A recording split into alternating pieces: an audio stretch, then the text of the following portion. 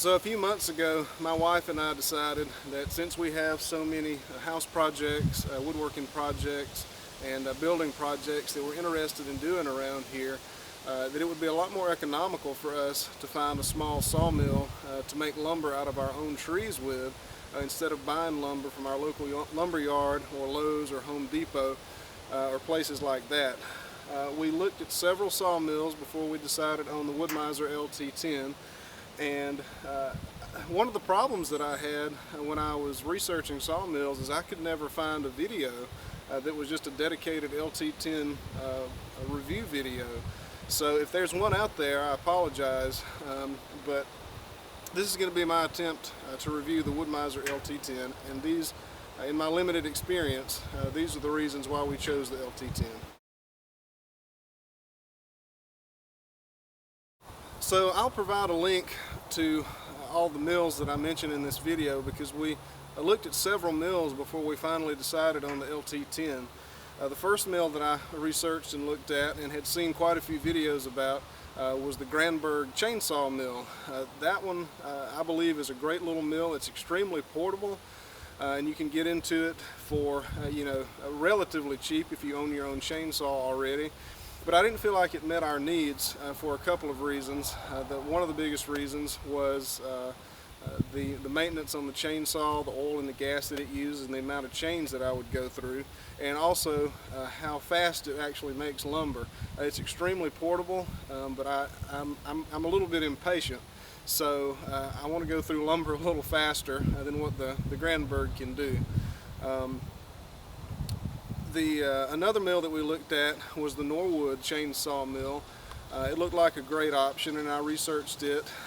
Again, I ran into the problems, the same issues that I would have ran into with the Granberg mill. It's still a chainsaw mill, and one of my problems is I don't have a good, heavy, professional chainsaw to use with one of those mills. I read a lot of reviews, and some of those reviews steered me away from that one as well.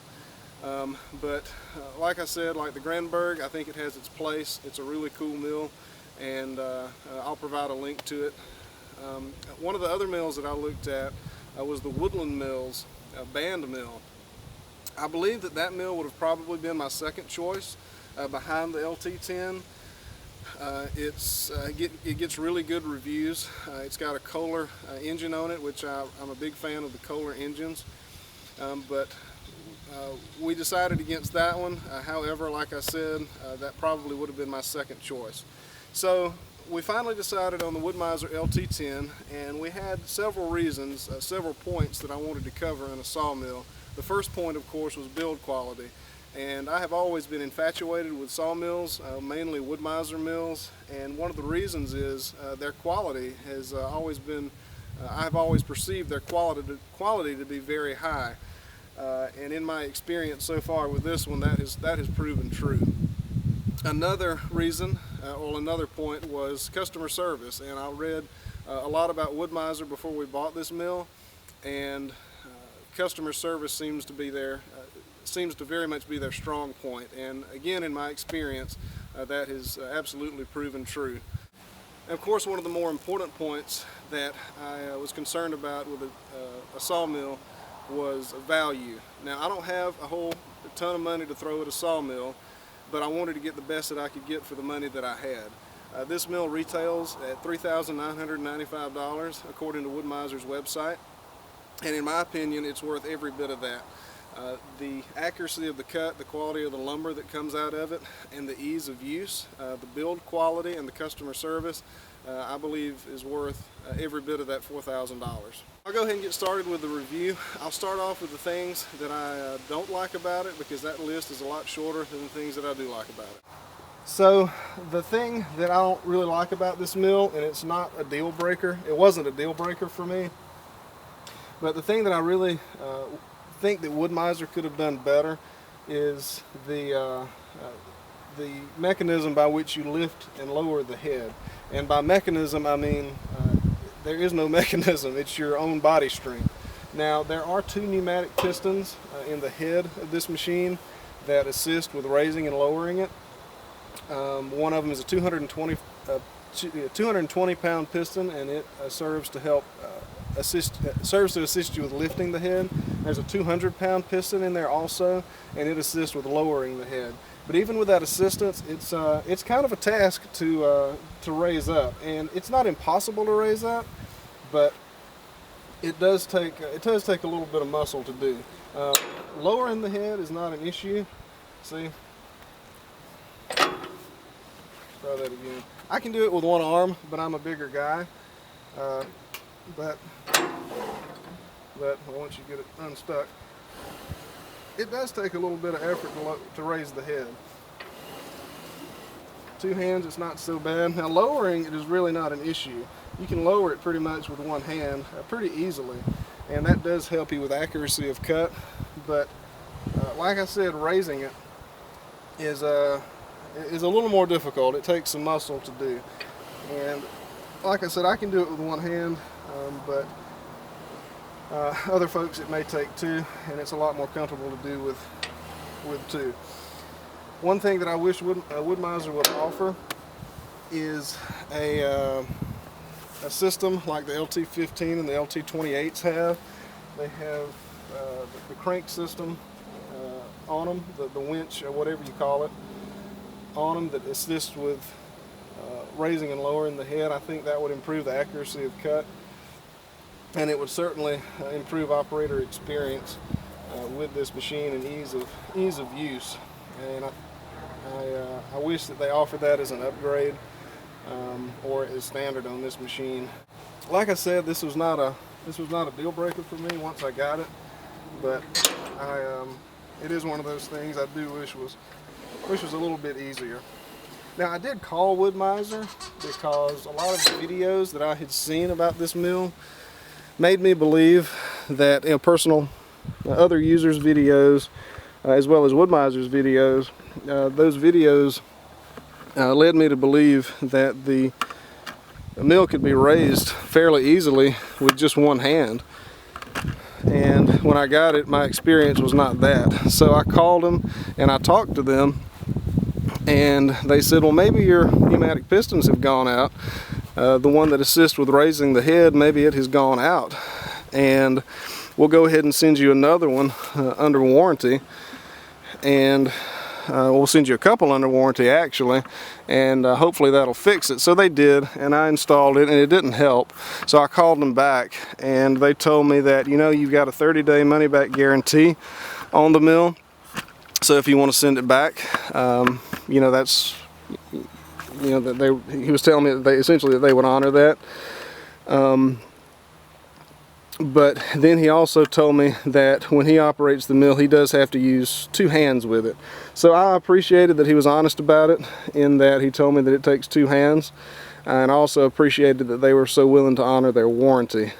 And I told him that that was not a deal breaker. I just wanted to make sure there was nothing actually wrong with my mill from the factory, so that, you know, I could operate the mill with confidence, knowing there was nothing, no defect in it.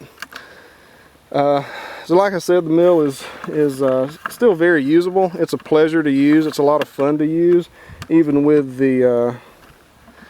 how difficult the head is to lift. And you know, I guess I'm making it sound like it's just a chore and a bear to lift up, but it's really not that bad. It's just not what I expected it to be. All right, so let's go ahead and move on to the things that I do like about it. That's a much longer list, of course. I'll go ahead and start with the bed of this mill. One of the concerns that I had when I was looking at this mill is, as near as I could tell, Wood-Mizer redesigned this mill somewhere around 2012, and I think their intention was to get this mill down to a certain price point. So I was concerned that they had skimped on this rail, excuse me, on this bed, and made the metal much thinner and possibly flimsier. My experience has not been that. It is very thick, it is very, very strong, and I am incredibly satisfied with the bed. Let's get a tape measure and put a tape measure up to it, and so that you can see exactly how thick the metal is on this bed. Let's see here. So started at the 2-inch mark, and that measurement goes all the way to, oops, I can get it to focus. Well, anyhow, it's a 1/4 of an inch. If that would focus, you can see that it's a 1/4 of an inch.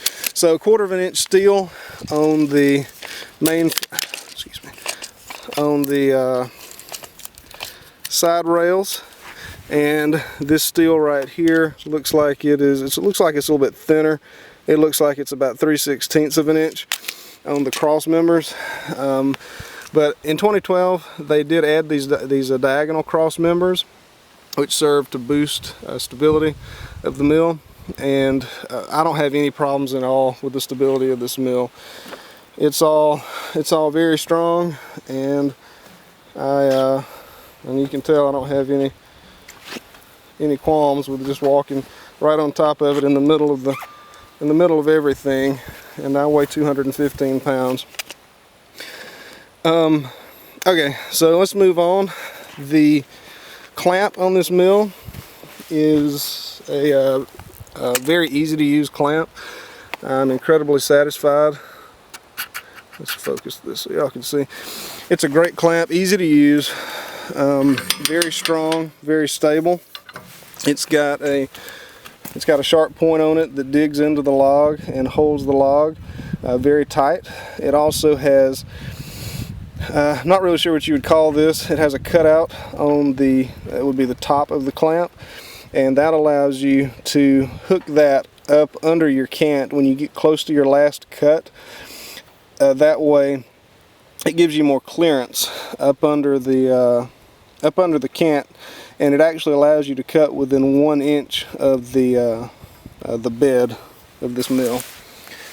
The log stops, you get 4 log stops with it, and they are 2 different lengths, and that allows you to have several, let me find a good spot, that allows you to have several different heights that you can use these stops with. So you can have it that tall. You can turn and bring it down a little bit shorter with that one if you want to. You could also turn it over, I suppose, if you wanted to. But then you can get out the short ones once your cant starts getting shorter and shorter, and put it in like that, and then drop it down to that height. Now when you get down, your cant gets smaller and smaller, and you get down to your last few cuts, you take these posts out all together and you use these little ears right here. That ear serves as the same as the bigger stops, and it serves to hold that cant on stably, if that's a word, stably right there, so that you can get to within one inch of the frame of the bed. All right, let's move on to the head of this machine. It is powered by a 10 horsepower Briggs & Stratton industrial commercial engine. Now, I was kind of concerned when I first opened this mill, because this engine, the mill is made in Indiana, the engine is made in China.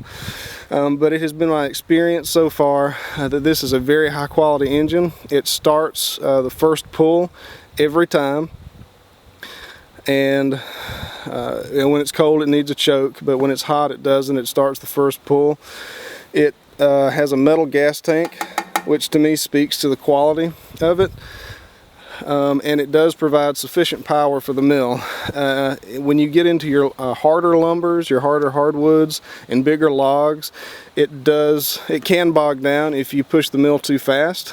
However, it does provide sufficient power if you go easy on it. I really do wish that Wood Mizer offered a more powerful option for the engine on these mills, and I think maybe they used to. Don't quote me on that. I know they used to use a weaker option. They used to have a 7 horsepower engine, but now all that you can get from the factory is a 10 horsepower engine. I have seen video, there's a guy on YouTube, and I'll try to provide a link to this, of a gentleman that has put a 13, I believe, horsepower Predator engine from Harbor Freight on his LT10, and it seems like it works really well. I think that's a really good idea. I do think it could use those 3 extra horsepower. I think it would make it much more of a mill.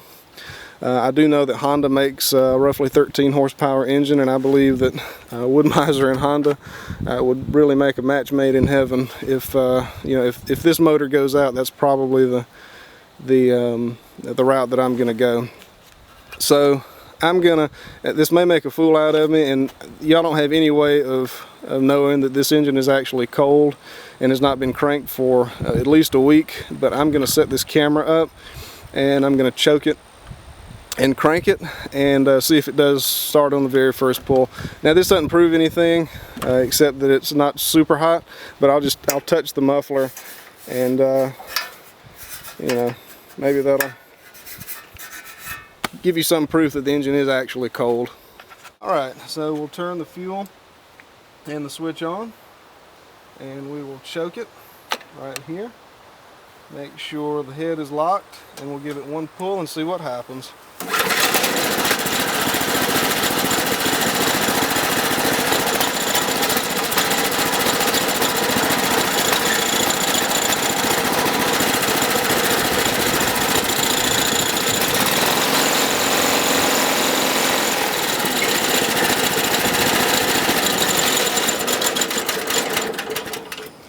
So like I said, cold engine has not been started in a week or so, and fires right up with one pull. So I'm very satisfied with the engine. Something else that I like about it is every part of this machine is adjustable. So the head can be adjusted vertically to make sure that your boards are, you're cutting consistent boards and you're not cutting wedges. Alright, so it is very easy to adjust. All you have to do is, if I can get in here, there we go. All you have to do is focus your camera first. There we go. All you have to do is loosen your nuts right here, and you can adjust this up or down depending on what you need your either side of your board to be. And also the vertical portion of the mill, these posts can be adjusted as well. They can be adjusted forward or backwards, just to make sure everything is good and parallel and level to your frame. All you have to do is take those loosen those two bolts right there, and again on this side, and get you a square, and make it so that this is exactly square with the frame. Blade tension on this machine is very easy to adjust. All you have to do is, after you install your blade, all you have to do, this lever right here, tighten that lever down, and you just really can't get that wrong. And then you have to look at these two. Let's see, you see the silver end on that red bushing right there? You have to make sure it is lined up with the end of this metal plate right here. And as long as those two, as long as those two are lined up, your blade is at the proper tension. The mill head is very easy to push through your log. It can be pushed essentially with a finger if you want to. I'm not sure why you would want to, but you can. And you're really not forcing the blade through your cant, you're just kind of guiding it through. So it's very easy to do. It does not have a crank system or a power feed system on it, but like I said, it is very easy to push through. Something else that I thought spoke to the quality of this machine and the quality of the quality control at Wood-Mizer is, I noticed that, you know, a lot of times when you get products, big box products from China or Taiwan or wherever, you're going to have extra nuts and bolts, or you're not going to have enough nuts and bolts. And on this mill, there were exactly enough nuts, bolts, and lock washers for every hole on this mill. And I thought that spoke to the quality control at Wood Mizer. The lube system and cooling system for the blade is self-explanatory and very easy to use. All you have to do is make sure you have water in here and then turn your spigot on, and that gives you the exact amount of water that you need. If you've got a difficult log, sappy log, you can do more. If you don't need very much water, you just turn it down and it'll just drip for you. I do think it would be nice if Wood Mizer provided a bigger reservoir for water, so that you didn't have to, so that you could go longer cutting between fill-ups. But that's it is a good system and it works fine. It's extremely easy to change the blades on this machine. All you have to do is unlock that and open your doors, and that exposes your engine pulley, your belt, and your two flywheels and your blade. And all you have to do then is loosen up your blade tensioner lever right here. Remove your old blade and put on a new one. And I would recommend wearing gloves with new ones, because Wood Mizer blades come extremely sharp, and I've got the scars to prove it. Put on your new blade, make sure it's in the right spot, close your doors up and lock them, and pull your tensioner lever back to where it's supposed to go, and fire your machine back up and go back to cutting.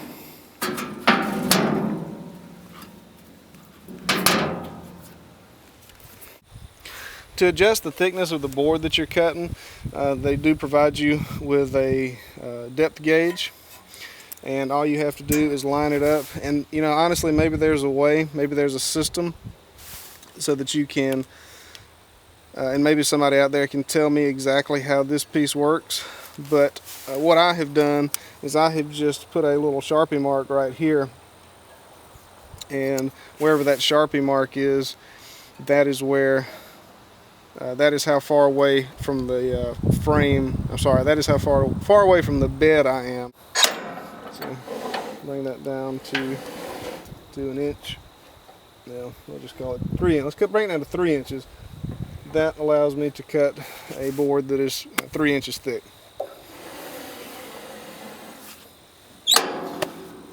The LT10 comes standard with 11 feet of rail.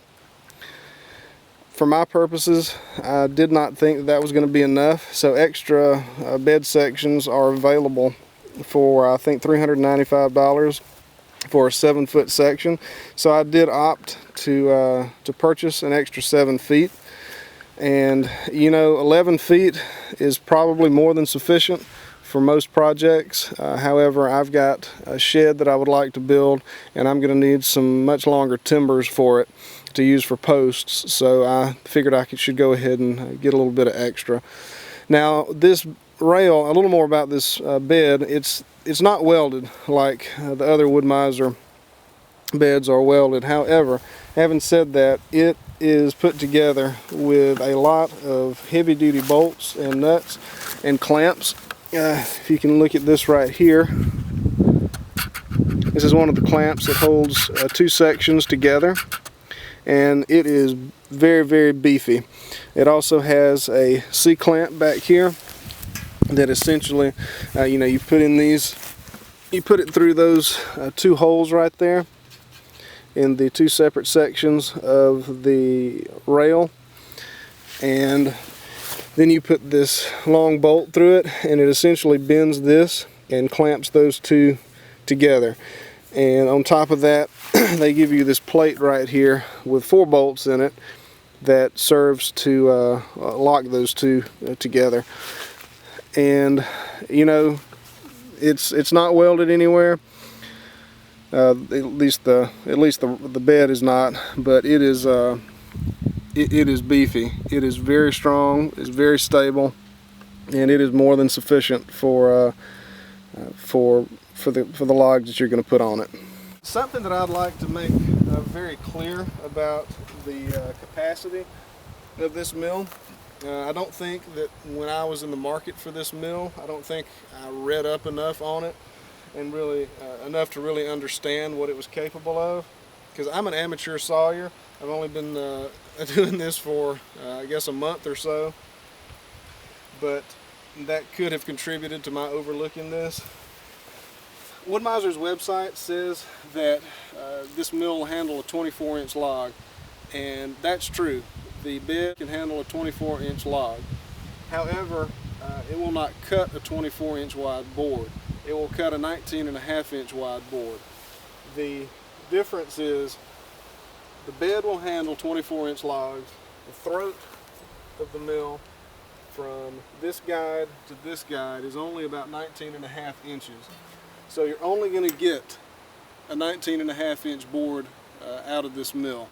So that's my review of the LT10 from Wood-Mizer. I hope I covered everything. If there's something that you want to know about it that I did not cover in the video, just leave a comment. Thank you for watching.